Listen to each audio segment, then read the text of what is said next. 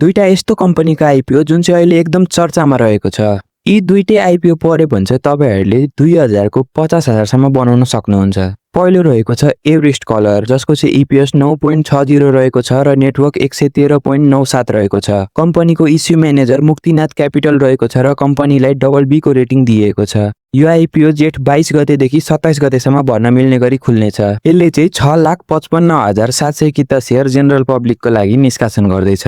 अर्को रहेको छ सर्वोत्तम पेन्ट जसको इपीएस 7.58 रहेको छ र नेटवर्क 110.17 रहेको छ। कम्पनीको issue manager global IME capital रहेको छ र कम्पनीलाई BB- को रेटिङ दिएको छ। यसले चाहिँ 8.5 लाख किता शेयर जनरल पब्लिकको लागि निष्कासन गर्दैछ। यसको चाहिँ डेट अनाउन्स भएको छैन र अनाउन्स भएपछि हामी तपाईहरुलाई इन्फर्म गर्ने नै छौं। हाइड्रो पावर भन्दा फरक सेक्टर भएकाले यी आइपिओहरुलाई मार्केटले निकै चासोका साथ हेरिरहेको छ। तपाईहरु कुन चाहिँ आइपिओ को पर्खाइमा हुनुहुन्छ कमेन्ट गर्नु होला।